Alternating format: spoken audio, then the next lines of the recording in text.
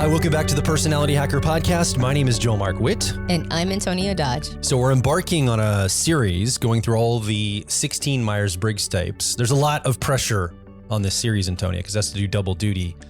We're going to talk a little bit about how to love yourself as each of the types, but we're also going to kind of understand the type through this process. So it's kind of has to do two functions at the same time. Plus, we're going to probably use clips from these in our Personality Quest program each week to refer to. So it's actually doing, I guess, three things all at once.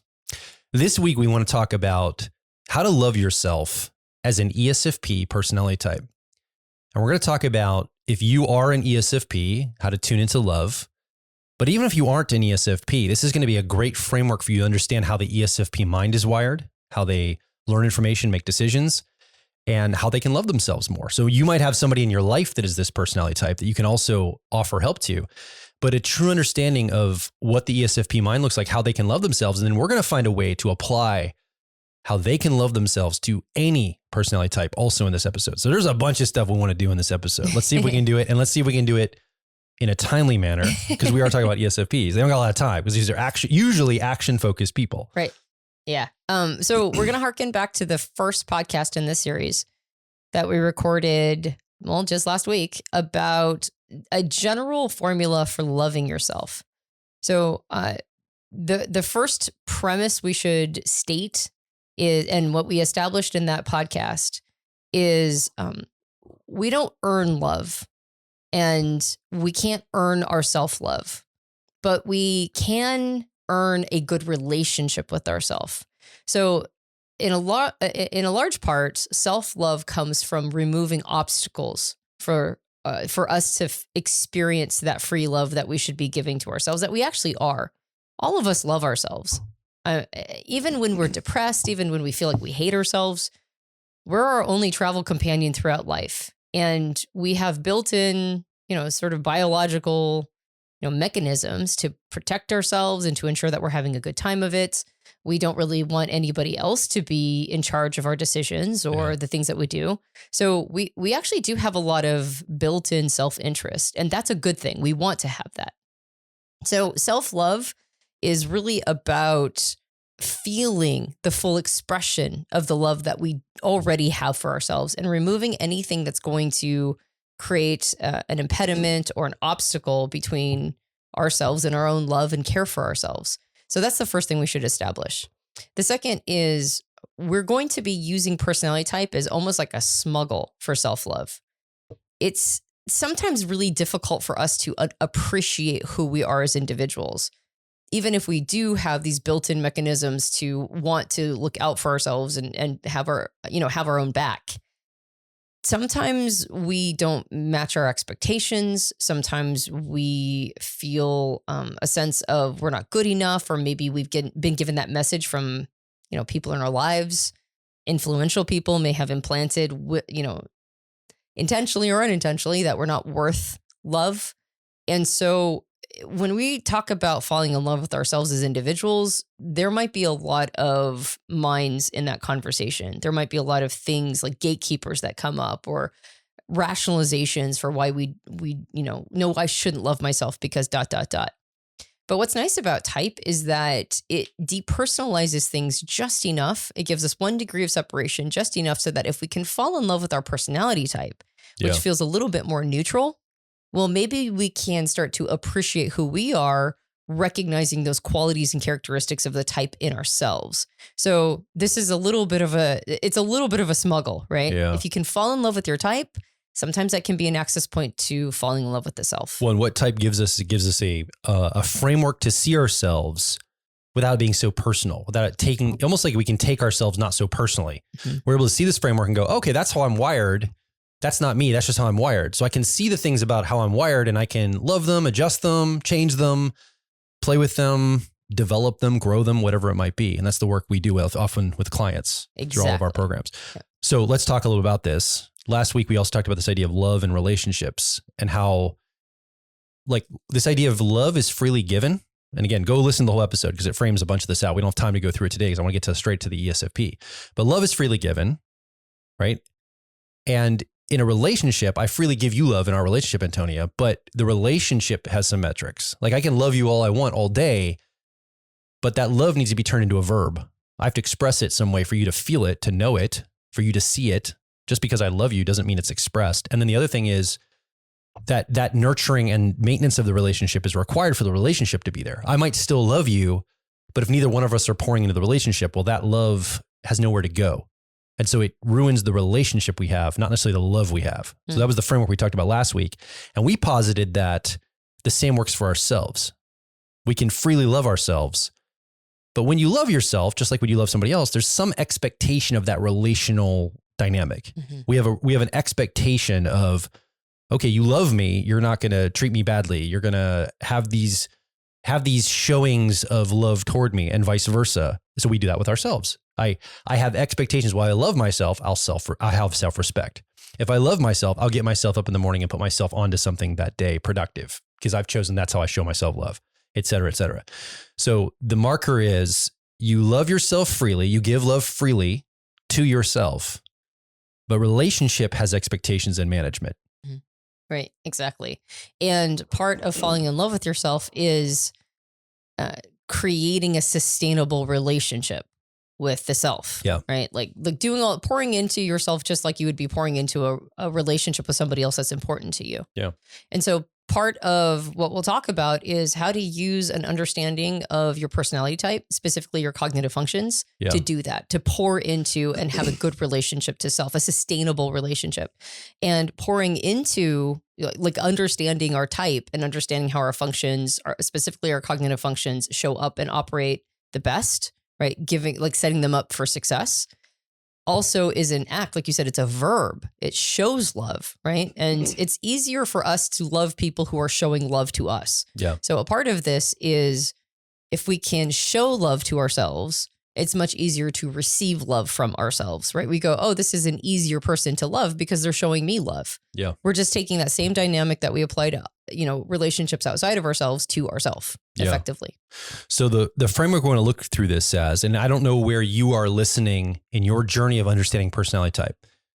We're going to speak to the ESFP personality, but you don't have to be ESFP to understand this. So that 4-letter code, E stands for extrovert as opposed to introvert. S stands for sensor as opposed to intuitive. N stands for intuitive.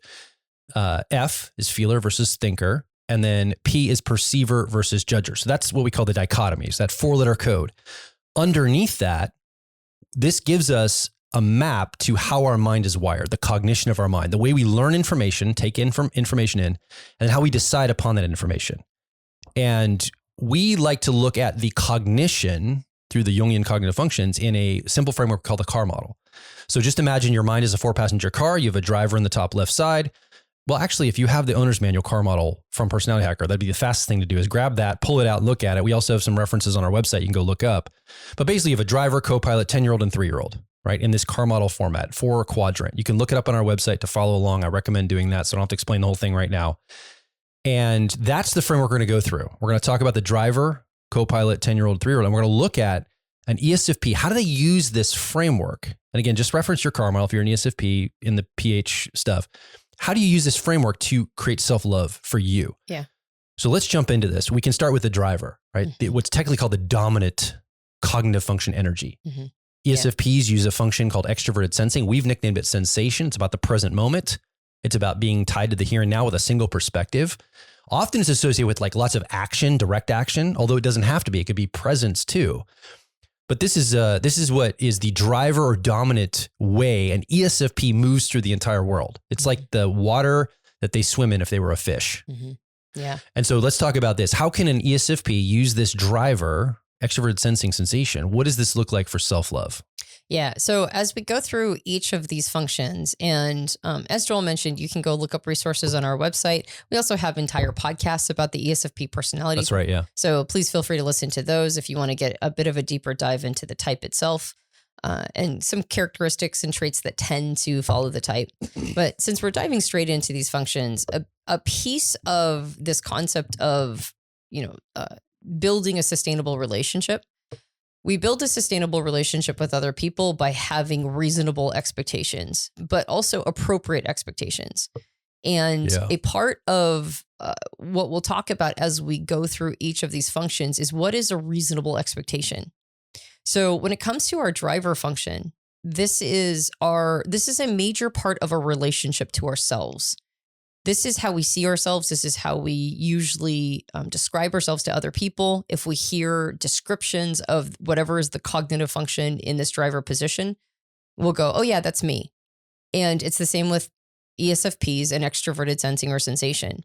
So if this is a big part of how we see ourselves, and it also happens to be the strongest, most certain aspect of our personality, it follows that we don't want to have overly permissive expectations for ourselves here.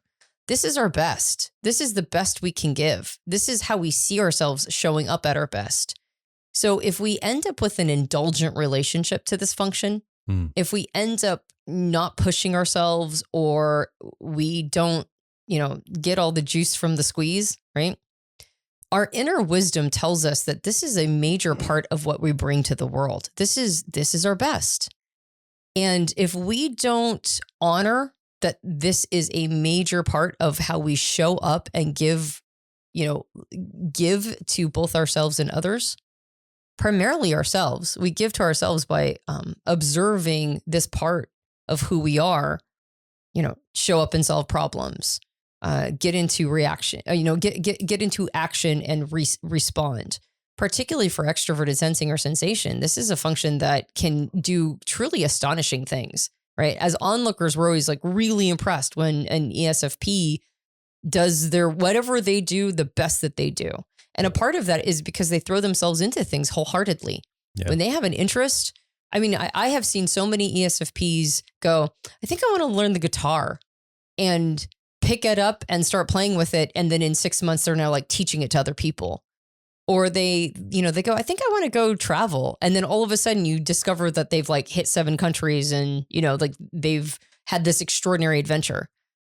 If an ESFP doesn't optimize this part of who they are, if they don't have higher expectations for this part of who they are, their confidence is going to suffer. Yeah. It's almost like being in a relationship with somebody else where you can see them at their best in your mind's eye. You can totally see how they could be doing like these amazing things, but they kind of shrug and don't do anything, right? They don't really do anything about it. They go, yeah, I could do that someday, but they don't actually get there. Doesn't mean you stop loving the person, but there's a part that's a little disappointed that they're going too easy on themselves. So I think really building that sustainable, good long-term relationship with the self for an ESFP is making sure that whatever has captured their extroverted sensing or sensations fancy, whatever skills they want to build, whatever adventures they want to have, whatever kind of relationship they want to have with their body, that they're on it, that they're doing it, that they're setting reasonable, but not, not underselling themselves in their expectations for this function. So let's land this in a real way. ESFPs, extroverted sensing, sensation. The challenge with this is there's not a lot of outlet for it in our modern world. There's not a lot of need for it, like in a real pragmatic way. We often will channel into things like sports or meditation or yoga, or it usually has to have some discipline. It's not like you're out climbing trees with this energy as much. Kids that have it do, but we don't, as a culture, we don't like climb trees as a culture anymore. Kids aren't out climbing trees. They're in their bedrooms on TikTok, like all kids. But all kids used to climb trees 50, 60 years ago. Right. So this energy is no longer like my children. They lived in Baltimore City. They didn't get to go out to recess during their grade school years. Like they didn't have any extroverted sensing involvement. So the one thing is it's really easy to let this slide because there's no cultural place where this goes except for sports or proper, like really channeled, pointed things. There's no like just general expression of this anymore that our culture has. So if you're not a sports person and this is your dominant function, you don't have a place to channel it like that is appropriate culturally. It's easy to go, well, I guess I'll just indulge then. There's nowhere for it to go, so I'll just indulge. But I think that is not having good expectations for yourself. Mm-hmm.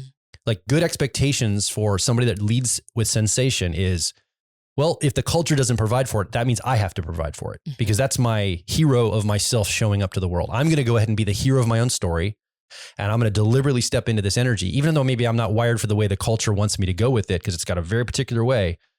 I'm not going to be a first responder. I'm not going to be a sports person. I'm going to divert into whatever interests me, but execute on it, take control of it. So I think indulgence is probably the biggest thing that can hijack this for an ESFP, this part of them. Yep. And it can ruin the expectation you can have for yourself here. Yeah. So what is the proper, like, how is there a way an ESFP can think about this? Like, that seems very abstract, Joel. Land that more tangibly. Like, how can an ESFP that's listening right now go, okay, I want to self-love. How do I tune into this energy and actually apply it to myself so I can show my self-love? I think what you just mentioned is so dead on. A lot of times it's giving themselves permission to show up more expressive. You even mentioned, like, well, culture doesn't really have a need for this as much. I actually think culture has a massive growing need. And I know what you're saying is that they don't signal they have the need. They don't signal they have the need. That's right. Yeah. And in times past, we had way more obvious need for this because, like, we caught our own food and we lived a more present life. And we had, there were so many more opportunities for this function to really shine. And now, like you said, it's a little bit more compartmentalized. And it's like, okay, cool, but I'm not into parkour. Maybe I'm like in my 70s now and I'm an ESFP. What am I supposed to do? And the first thing is give yourself permission to have that expressive part of you come out in whatever way makes sense to you or whatever way captures your fancy. That can be a free-spirited nature, right? That can be somebody who tries out lots of different things and gives yourself permission to do that. It could be somebody who leaves a situation that's bad for you, even though everybody else says that it's irresponsible. It could be like, no, I'm gonna allow myself to take a new opportunity. I'm gonna allow myself to get into action when it makes sense for me to get into action and express myself physically. Maybe I do want to climb a tree, right? Like maybe it's letting other people climb trees and go and championing other people, maybe children's desire for free play. And it's like, well, no, that's unsafe. And it's like, maybe it's your job to go, well, no, they need that. They need a moment of that. So it's, in some ways, it's like championing the function itself. It's understanding its importance in society, even if society pushes back and goes, well, we don't need that. And it's like, the hell you don't need it. Of course you need it. In fact, it's missing so much right now. And we do, as a culture, like you said, we tend to indulge it too. We indulge it through, sometimes we'll indulge it with food, right? Well, I want the sensory experience of eating. So maybe I might be doing too much eating. Well, you could turn that around and maybe start learning how to cook, right? And so as opposed to just being a consumer and, quote unquote, feeding this part of you, maybe you're creating with this part of you. Yeah. And so whatever it is that you tend to indulge, can you transfer that as just a consumption frame, an indulgent consumption frame, and more be a creative, expressive frame? And, and most people who have ESFP preferences, they know the things that are interesting to them. They know what they like, right? And so it's a matter of giving yourself permission to fully express that.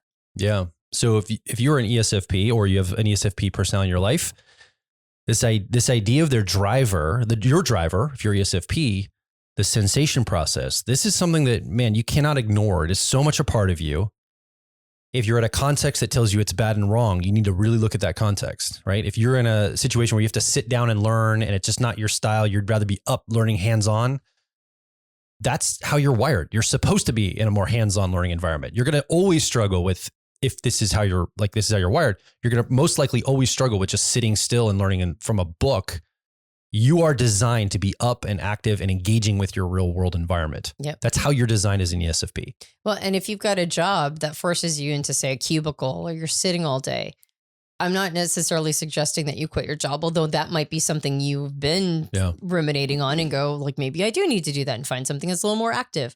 I'm not necessarily suggesting that, though. But if you do find yourself in a situation where you are, overly sitting or, like bound to a chair, then give yourself permission to have very active hobbies. Give yourself permission to go do things that are like pique your interest, that you don't just go, well, maybe I'll join the class later, or maybe like procrastination is the worst thing an ESFP can do. Direct action. Mm-hmm. Okay. So showing self-love with this part of yourself as an ESFP, we talked about direct action. We talked about giving yourself permission to put things on terms that make sense to you, how you move through the world.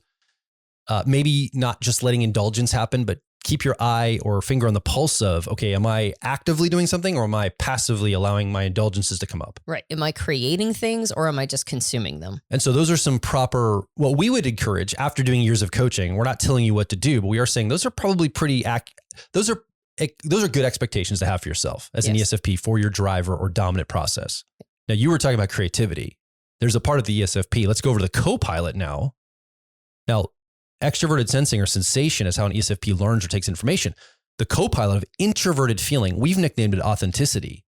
This is how an ESFP makes their best decisions. This is about inner alignment, core values, motivations, desire, expression, performance, almost like your body and your emotion and every essence of you is a physical communication to the world about who you are and how you show up. Mm-hmm. And it's a very expressive part. Often ESFPs find themselves expressing, whether it's through physical motion, like, sport or athleticism, or it's through arts or performance or writing or theater. There's something that really draws ESFPs, almost all of them, toward this expressive part. Yeah. And it comes from this co-pilot. Mm-hmm. So as we talk about how to love yourself in this aspect of a personality, how do we think about the authenticity process? Mm-hmm. Yeah. I actually think that ESFPs are so well suited to performance because the expression comes from both the driver and the co-pilot. Yes. Both of those functions. In balance. That's right. Want to express. And oftentimes, I know a disproportionately high number of ESFP teachers, right? Particularly for younger students, younger children, because getting into teaching in like a physically expressive way of teaching is like a major, that's a draw. There's like a lot of attraction there. My ESFP cousin teaches third grade. He's taught it. He's like in his 40s. He's taught it his whole career. Yep. Loves it. Yep. Exactly. He's good at it. Yeah. And the kids love him. Yeah. Yeah. Exactly. It works all the way down. Yep. So authenticity, introverted feeling or authenticity, that co-pilot or auxiliary function, it's a function that you mentioned, it's introverted feeling. It knows how it's being impacted by things. It's tuned in and honed in on what it likes and dislikes, what is important, right? What is an important crusade or a campaign. And it's a function that's very much tied to intentions and motivations and drives and what means something for me as an individual, like being really in touch with who I am and what I want. And because it's a co-pilot function, there's a model that was presented by Dr. John Beebe called the 8-function model, which we've talked about in the podcast before. And one of the things that John says is distinctive between these two positions, the dominant auxiliary, what we call driver and co-pilot, is that the driver function is more about your relationship to yourself, but the co-pilot function is more about your relationship to other people. Or at least we instinctively use it that way. He calls it parental energy. Yeah. And so one of the ways that an ESFP can build a lot of appreciation for themselves, which of course is an avenue to maintaining that sense of self-love, is to watch themselves contribute. Yeah. When we contribute and show up for society, when we contribute and watch ourselves help other people, it gives us immense self-satisfaction. It makes us appreciate and honor ourselves as contributors.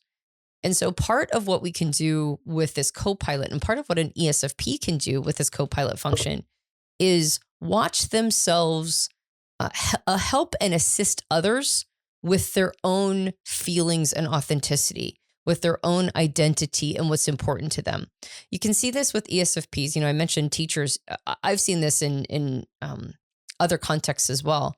But I've seen teachers with this type preference really give permission to like the children they teach or the people they teach to be themselves, right? To show up as weird and kooky, or maybe, maybe the opposite, maybe just like very, basic and mundane, or whatever is like that person, whatever is honest for that person, inspiring them at the minimum, but maybe sometimes directly communicating, you are allowed to be yourself. You are allowed to be a person having a human experience. And when others are inspired by this, when they feel this sense of permission to, yeah, I guess I am my own unique person, an ESFP can get extraordinary self-satisfaction out of encouraging others to find that part of themselves. You be you. Mhm. Is kind of the energy they give out. Yeah. Right. It's like a permissive thing, like be who you need to be. I've noticed that a lot of ESFPs they can sit with a lot of strong emotion too. Like they can just sit and be present with people emoting and expressing, and they can hang there because strong emotion doesn't necessarily bother most ESFPs if they're relatively healthy, in their development, and they're mature. Like maybe younger people might be triggered by it, but ESFPs have a lot of capacity for this. So there's this showing up then energy you're talking about of giving to other people this permission to be whoever they are. I don't care who you are, you be you. In fact, the more authentic you show up, the more I kind of like you. The ESFP might say it to somebody else. So if you're an ESFP listening, you probably have that experience. You're like, I just don't want people to be two-faced. Like, just be honest, just show up as your real self, and I'm cool. The thing I can't stand is two-faced. I don't want somebody to be two-faced. So I would say that to the ESFP listening right now is, are you being two-faced?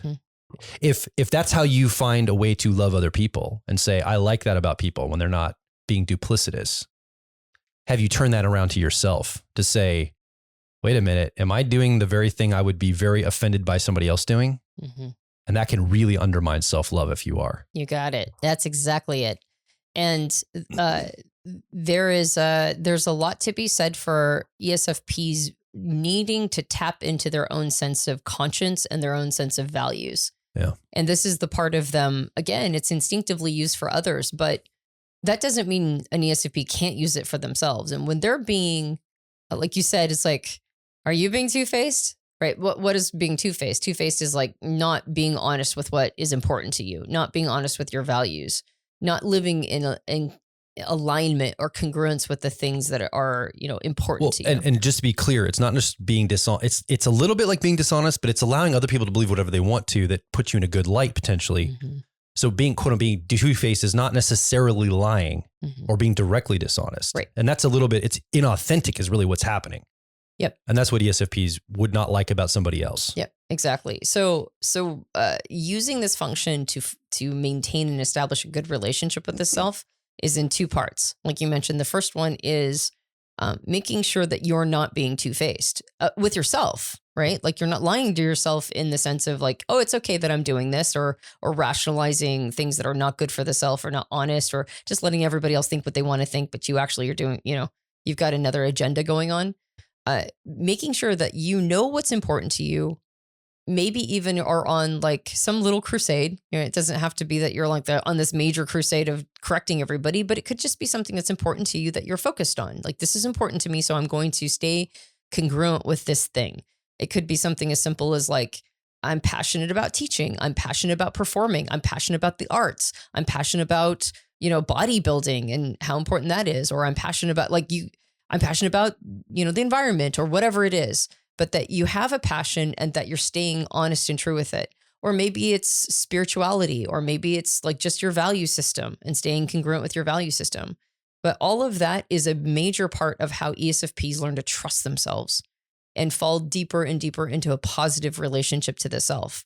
And on the other side, when they do that, and they're such a wonderful model for authenticity and staying congruent with your values and virtues and living in maybe an iconoclastic life that's just right for you, then they're inspiring others to do that. And now the ESFP not only respects themselves, but also sees themselves as a contributor to society, observes the positive impact they have on others. And that helps them rest more and more into that self-love. Yeah. We will be right back. Hey, it's Joel from Personality Hacker. So a big reason people get into personality types is usually to improve their relationships with other people. And you can understand key differences between you and someone else when you understand how type works. So clearly, personality type is applied to relationships. But what about the relationship with yourself? Well, personality type can also help you navigate your career, or maybe an educational path that you need to follow, or other opportunities that present themselves, and it helps you know which are the right choice for you. And ultimately, personality is the key to unlocking identity-level worldview and life purpose. It all starts with getting the owner's manual for your personality type. In this owner's manual, we cover the basics of your personality, and then we dive a layer deeper to connect your personality to your relationships, your career, your worldview, and identity, because we believe it's your life, and it should be designed for your personality. So start your owner's manual journey at personalityhacker.com. When you access your owner's manual, I recommend focusing on the ideal day exercise first, because when you start crafting your ideal day, you're being mindful about the type of lifestyle that you want. So designing a life around how you're naturally wired makes sense, and you can finally stop fighting yourself. So come discover and develop your unique personality at personalityhacker.com. Now back to the show. So are we ready to move over to the 10-year-old and tertiary? Okay, so it's technically called the tertiary, but let's move into, so if you have your personality hacker car model in front of you for the ESFP, so we have driver, dominant, co-pilot, auxiliary. You move down into the 10-year-old or tertiary process. So this is the mental process. It's also a decision-making process. Now, we call it a 10-year-old because it's about the certainty level of a 10-year-old as it moves through the world. There can be skill built here, competence can be built here. Your job might put you here as an ESFP.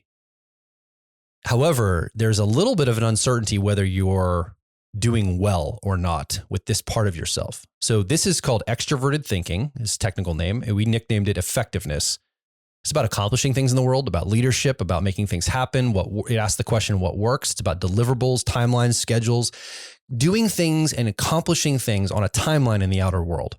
That's really what this is about. Or thinking about things in a tangible, expressed way in the outer world. So it's not like internal logic or theoretical math or anything. It would be like practical math, for example, or anything like this. So it's a practical, outward-focused function, and it's thinking. It's extroverted. We call it effectiveness, about being effective.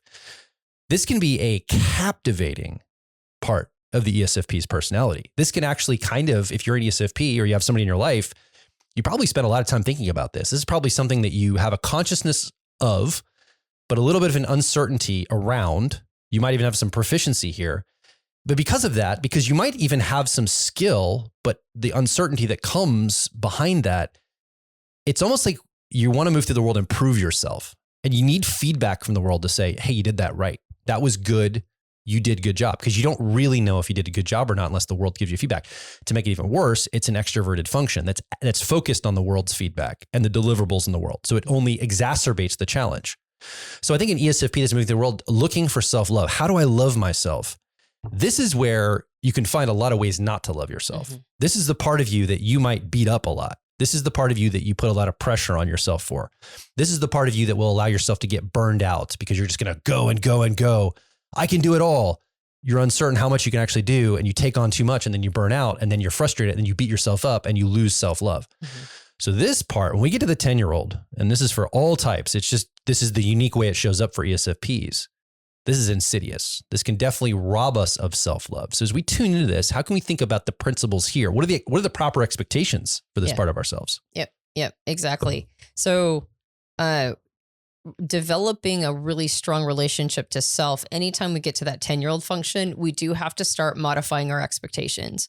For the first two functions, for the driver and the co-pilot, we actually should have relatively high expectations for ourselves. In fact, that's a part of staying in good relationship, is that we have high expectations and we work hard to match them. That helps us give ourselves self-confidence, self-trust. We get a sense of self-worth and contribution. When we get to this 10-year-old or the tertiary function, it's like you mentioned, it's the first time we start to become really uncertain. And that uncertainty, like you mentioned, gives us almost overcompensating energy to it. We want validation cookies for anything that happens here. Yeah. And it's because we're seeking a sense of like, did I do that right? Did I do that right? This is also in Dr. John Beebe's 8-function model. This is also part of our relating to others. And so the co-pilot and the 10-year-old both authenticity, introverted feeling, and effectiveness, extroverted thinking, both of these functions, they're looking to engage with the outside world. They're looking to find ways to show up for other people, or at least show up so that other people are noticing. And this particular function, like you mentioned, I think you said it perfectly. One of the ways that can show up really for an ESFP is just being in constant action, activity, go, make things happen. Don't slow down. Look, I built a business, or I built I built this thing, or I'm accomplishing this. It's about accomplishments and maybe even being impressive in this way. Maybe it's a desire to make progress, maybe sometimes too quickly, right? get to the end or make it happen a little too fast. Maybe sort of push your way or bully your way into an outcome. Maybe bully yourself into an outcome, really. And so because there's these high expectations for this function with less certainty or capacity associated with it, this is, like you mentioned, where an ESFP can really start beating themselves up. Yeah. So a more reasonable expectation is to say, well, what are kids really good at, right? Is it impressing all of the adults or is it impressing their parents? Yeah. Right.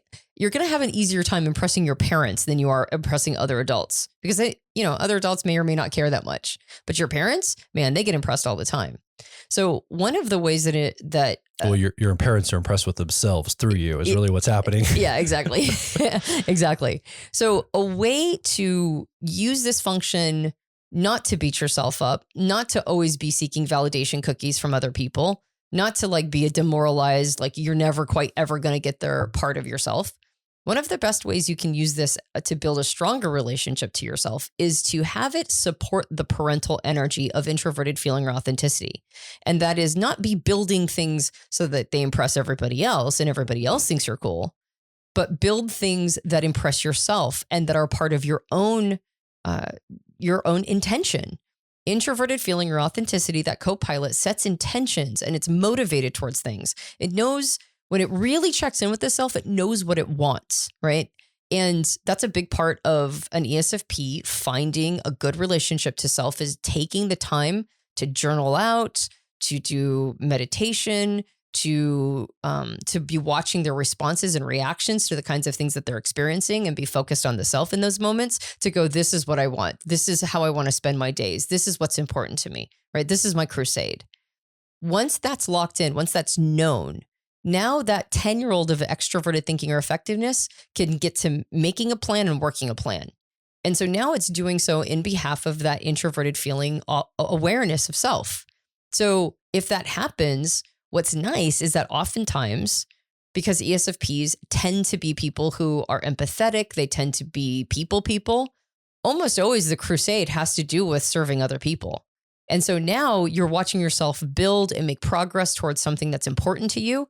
And it almost always is impressive to other people as well.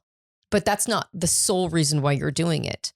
So when an ESFP can get that co-pilot and 10-year-old function set, that polarity, when they can get them in balance, when they can have the effectiveness be serving authenticity, they find themselves accomplishing both greater self-appreciation and self-love, and also getting the validation from the outside world through their contribution. And so it hits both sides, right? Yeah. They both get the validation cookies they wanted, but not because they were seeking them. They weren't doing it for that reason. So they weren't ignoring the self, right? They weren't just doing what everybody else told them they were supposed to do or wanted for them. They're bringing themselves into the equation and going, no, I'm building towards something I want. And now they get everything. Yeah. So again, I'm just going to go back through it. The driver, how to love yourself, ESFP, driver of extrovert sensing sensation. It's have proper expectations. You probably can have pretty high expectations for yourself there. You have a lot of capacity. So expect better. Yeah. I mean, I'm kind of joking, but expect better of yourself there because that's something you can rise to the occasion and just keep scaling up indefinitely. You have a lot of certainty. You've got a lot of competence. Stretch. Yeah. That doesn't mean burn it out. Yes. But still push it to a point where you feel self-confidence, not where you feel burnout. But it's almost like a golf game. Like I'm not competing against anybody. I'm just trying to I'm trying to increase the capacity of this. Yep.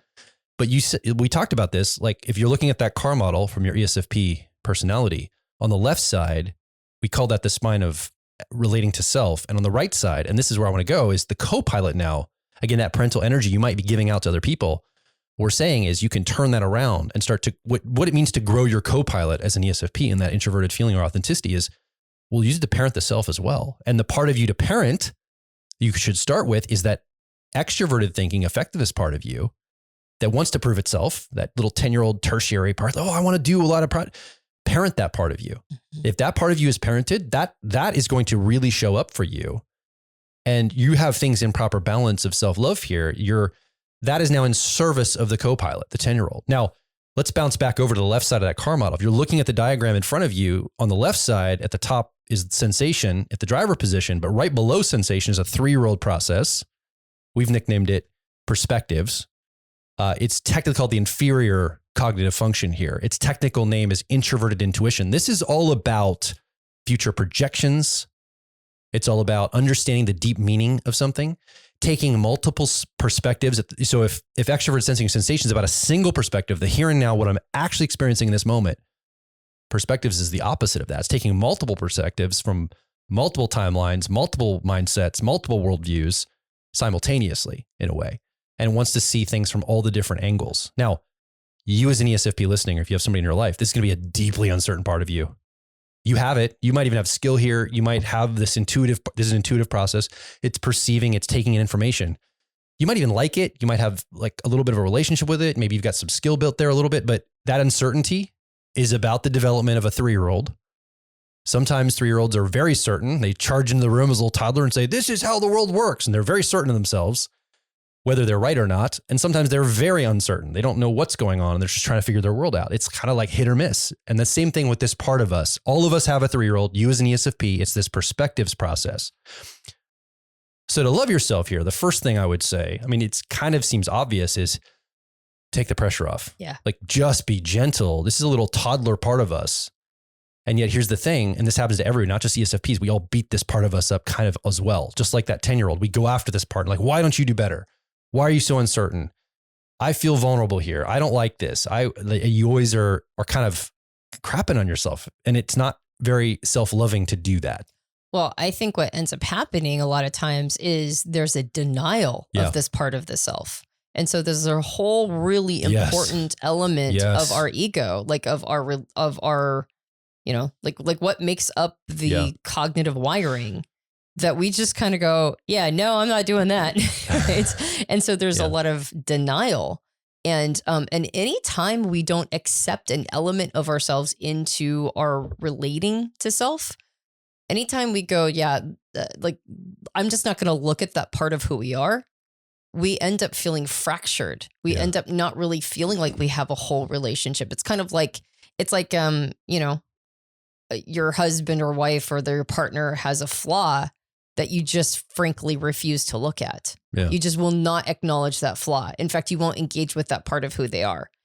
And so now the person that you're in a relationship with feels a little dehumanized, right? Like, well, but this is part of who I am. So why are you ignoring it? Like, I know it's not the best part of me, but if you pretend it doesn't exist, well, now I'm just in an ivory tower or something. Now you're like not seeing a complete picture of me. Yeah. And so that's what we do to the self, is that we won't, if we completely push it away, we won't see a complete picture. Yeah. Like you said, though, ESFPs can actually have, I mean, if you're an ESFP watching this video or listening to this podcast, you probably actually do have a relationship with this part of who you are. Yeah. Right. This is the intuitive part. And that's why you kind of like intuitive stuff. Right. Mm-hmm. And this is a very intuitive conversation with a relatively intuitive system.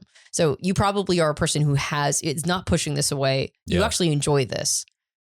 That said, if you push it away, you'll deal with a lack of self-love because you've pushed it away.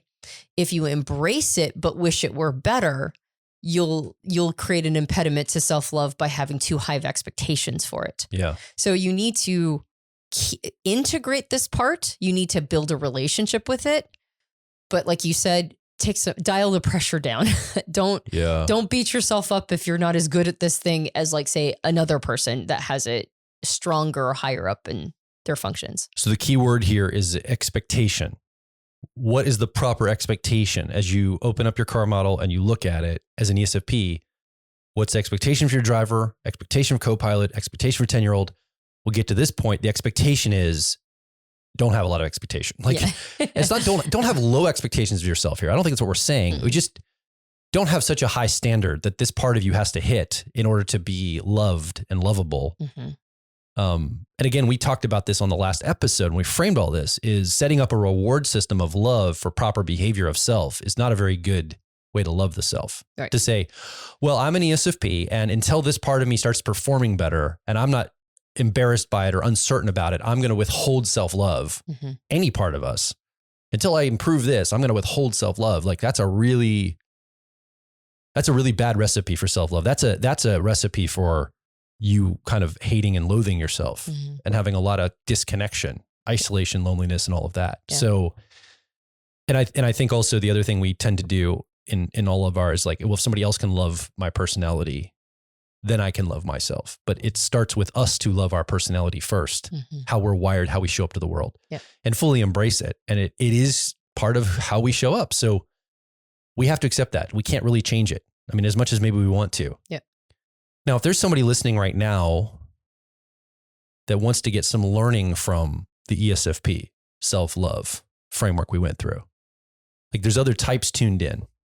By the way, before we go there, anything else you want to make comments to an ESFP or somebody has them in their life about self-love? Yeah, I do want to make one more comment about the 3-year-old or inferior function of introverted intuition before we conclude. So what's nice about dialing in the balance between the co-pilot and 10-year-old, right? The auxiliary tertiary, or the, in this case, introverted feeling, authenticity, and extroverted thinking, effectiveness.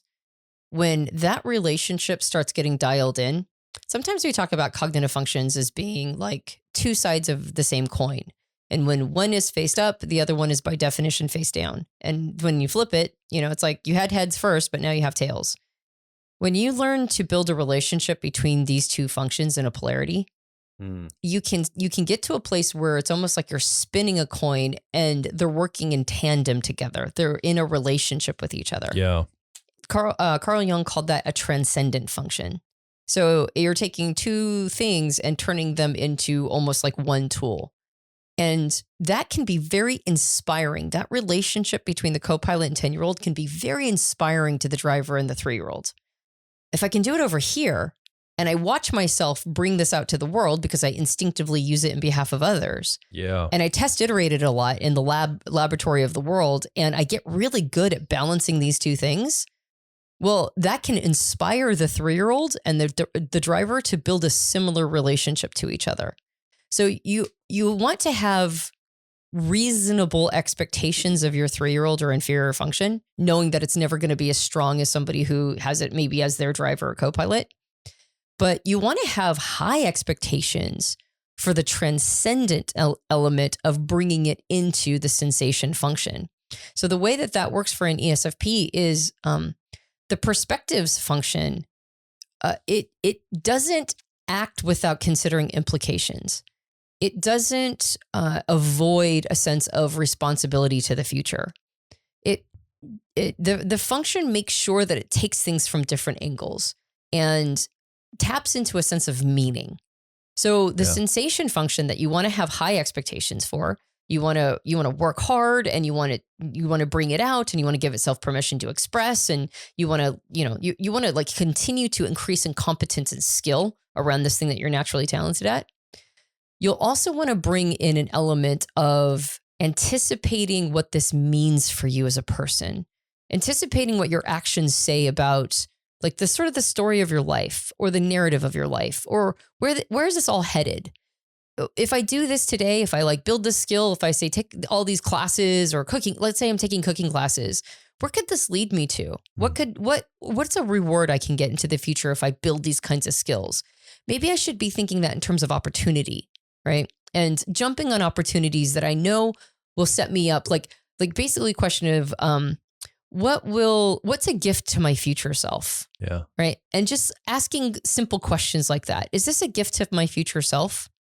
It doesn't have to be complicated. You don't have to be like forecasting technologies 50 years into the future, or like, being able to like sort of understand anybody's wiring at any moment. It's just like a simple serve your sensation function with perspectives.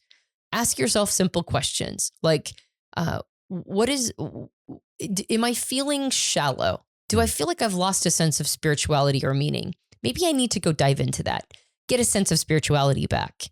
Is this setting me up for something good and coming down the road? I don't even have to see specifically what that is, but is my gut telling me, is my instinct telling me that this is a good thing for my future? And there will always be a sense of uncertainty there. You don't know for a fact, but just asking those kinds of questions, just bringing them up means you're not completely avoiding them. And you're asking, like reasonably simple questions that can then beautify your experience in your driver function. And then in that way, they're working in tandem together. And that working in tandem all by itself, even if you're not amazing at introverted intuition, when you bring it up and it beautifies your extroverted sensing, right? Like that intuition beautifies your sensing function. Now the whole thing working together has that transcendent quality.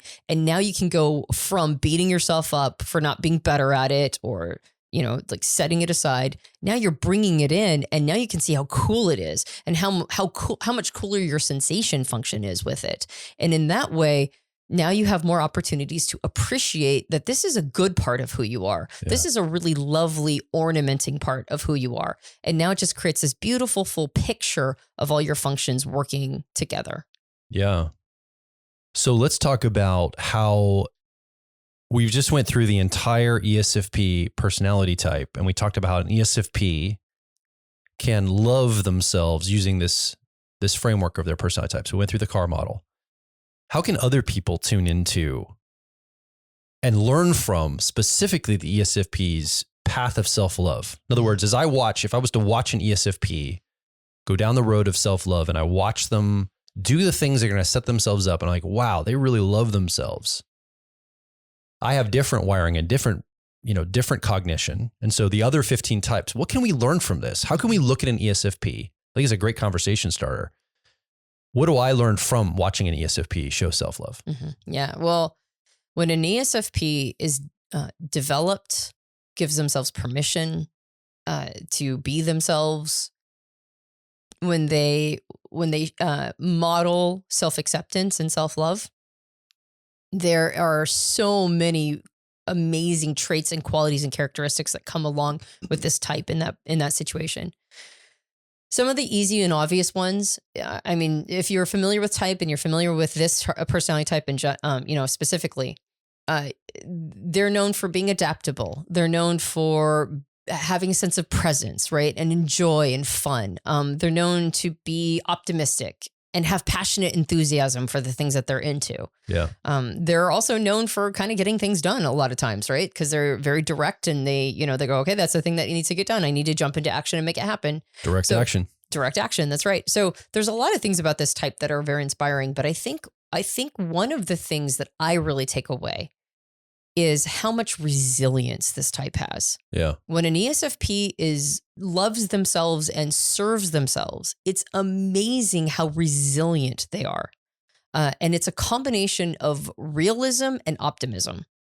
So they are realistic in that when a situation goes down, when something that is a major challenge that requires resilience goes down in the world, the first thing is that they are pretty quick to accept it, right? They don't go into whining a lot of times. They don't go into like beating themselves up in others. They don't there's they're not a sense trying to of reframe it and say, well, I'm not really seeing the right perspective. Maybe it's like this. And they don't spend time second guessing. That's right. So they just go, okay, this is the situation I'm dealing with. Yeah. So they're just realistic about it. And then they're realistic about solving it. So they choose practical solutions to deal with the issue. And at the same time, they also have an optimism about them, which says that it's not like it's all disastrous. It's all going to fall apart. It's like, why do I even try? They go, nope, I'm going to keep my head up. I'm going to keep going. I'm going to assume it's going to turn out in the end. We have an ESFP who's been in our community. She was a student of Profire training quite a few years ago. And I've been following her Instagram where her baby, when she was born, just a few months into her life, discovered that she had massive, one of her organs was basically failing. And she, like any other time period in history, she would have died. And so they had to first, she's like a newborn. They have to wait to see if there's an organ donor. They had to deal with a baby going through an organ transplant. They had to go through all of the different challenges that come along with that. Infections, challenges with eating. Like there was just so many different things. And her baby just recently turned 2 years old. And just watching her journey has been so inspiring. Like, I'm sure she went through hell. I'm sure that whole situation was hell. There were many times that they weren't sure if her baby was going to survive. There were many situations in which there were sleepless nights. Yeah. They were having a great time. And then all of a sudden her daughter ended up back in the hospital for a couple weeks. I mean, it was so demoralizing, such a hit after hit after hit. And my goodness, was she resilient. She just wasn't going to let anything get in her way. And she was optimistic, but at the same time, you could tell she was exhausted, but she just kept going, right? She was realistic and optimistic. And her baby just turned 2. She's in a great place. Fingers crossed it's going to keep going. But no matter how it had turned out, I know that this person, the mom, I know she could get through anything. Yeah. I know she can get through anything. I found that so inspiring. So I think when an ESFP really loves themselves and really models what that looks like, cares for themselves, does what's in their own best interest, I think that they can have a resilience that's just awe-inspiring to others. Absolutely. So again, if you're an ESFP listening right now, or you have somebody that's ESFP preferences in your life, these are some frameworks and avenues for self-love. We think that every personality type has an access point with the personality that they are wired with to tune to the self and use it as a framework to show yourself love and be there for the person that you have to go through this entire life with. From beginning to end, it's going to be you. And loving yourself is certainly an avenue for joy and happiness and positivity in life. And I think we want to encourage people toward that. It's often our work and our coaching and all these programs. I would encourage you, if you don't have one of our owner's manuals for ESFP and your ESFP, this can be very powerful because we walk through that car model in much more detail. We show you how to get in flow state with your driver process. We show you what happens when you get into a loop with the driver and the 10-year-old, how you get gripped by that perspectives process. That little pesky perspectives can sometimes grip you. But then we talk about some of the solutions for this, that parent energy of the authenticity. That could be a translator between some of the best parts of you and some of the more challenging parts of you. It really wants to show up and parent you. And so in that owner's manual, we really talk about how to do that. Like, what does that actually look like? What do I do? What are the actions I can take? How do I think about it? How do I actually execute on this in my life to show myself self-love and to get on the path that I want, all those kinds of things. So I would really encourage that. I think that would really help you if you're an ESFP. And we also have some other resources and podcasts you can also listen to on our website for your type. Yeah. I just want to do a quick reminder. I know that we're wrapping up. Yeah. I just want to do a quick reminder that, and we said this in the first episode, and I'm probably going to say it. One of us will probably say it in every episode going forward in this series. Forever. Oh, just the series. Yeah. Okay. Love is not earned. Yeah. Right. Love is given and received freely. So in the conversation around self-love, doing these things will not earn you love. But sometimes we have obstacles and impediment between ourselves and our ability to feel the love that we're trying to always be sending to who we are. Right. Yeah. So this is a path to self-love. It's a path to self-appreciation, because you'll be removing some of those impediments. You'll be removing too high of expectation in areas that you might need to have more reasonable expectations. It'll remove the impediment of feeling like you could be doing more, right? Because you'll know the areas where you can be doing more and it's rewarding to do more. It'll remove the challenge of feeling like, oh, nobody cares. Well, when you start watching yourself contribute and start watching people care, that boosts up it removes that obstacle so that you can get that free flow of love. So when we say how to fall in love with yourself, or how to self-love, how to fall in love with your ESFP personality as a way to access love for yourself, remember that love is always flowing. These are just strategies to remove the impediments you have to feeling it. Yeah. So what's coming up for you? We want to hear from you. Come over to personalityhacker.com. Directly below this episode, you can leave a comment, ask a question, more importantly, share your story. Maybe you have a story of discovering self-love through this framework or just in a general way. We'd love to hear what's going on for you. Again, come over to personalityhacker.com and make your voice heard. Yeah. And if you enjoyed this podcast, you can subscribe to us on various Android platform or various platforms, iTunes, Android, that kind of thing. Spotify. Even Spotify. That's right. you might be watching us on YouTube, right? That totally threw me off. I'm like, yeah, Spotify. Now I don't remember what I'm talking about. Anyway, so there's lots of platforms you can subscribe to us on, and we highly recommend you do that, especially right now since we're going to go through the series. And you can also subscribe, and hit the bell to let you know when a new episode is coming out if you're watching the video podcast version on YouTube. The Personality Life Path program is a program that we put on a regular basis throughout the year. And if you want more information about Personality Life Path, I find that that's our, at this point, I mean, Profile Training has always been a flagship program, but I think Personality Life Path is becoming a concurrent flagship program on the personal growth side. And I highly recommend you go check that out.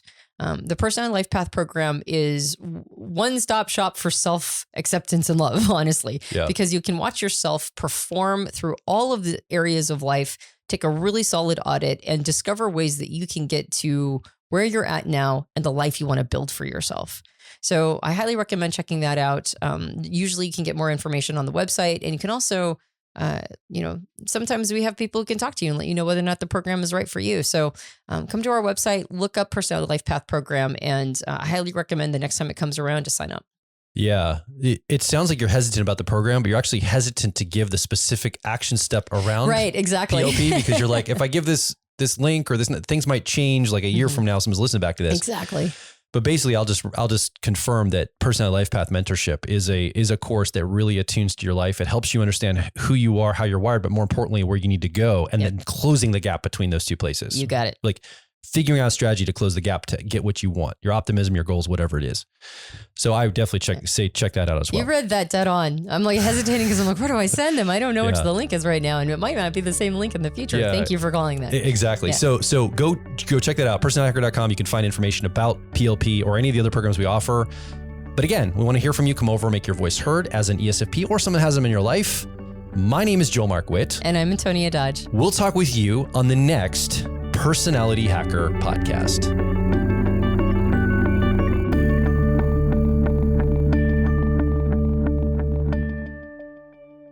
Hey, it's Joel from Personality Hacker. So a big reason people get into personality types is usually to improve their relationships with other people. And you can understand key differences between you and someone else when you understand how type works. So clearly, personality type is applied to relationships. But what about the relationship with yourself? Well, personality type can also help you navigate your career, or maybe an educational path that you need to follow, or other opportunities that present themselves, and it helps you know which are the right choice for you. And ultimately, personality is the key to unlocking identity-level worldview and life purpose. It all starts with getting the owner's manual for your personality type. In this owner's manual, we cover the basics of your personality, and then we dive a layer deeper to connect your personality to your relationships, your career, your worldview, and identity, because we believe it's your life and it should be designed for your personality. So start your owner's manual journey at personalityhacker.com.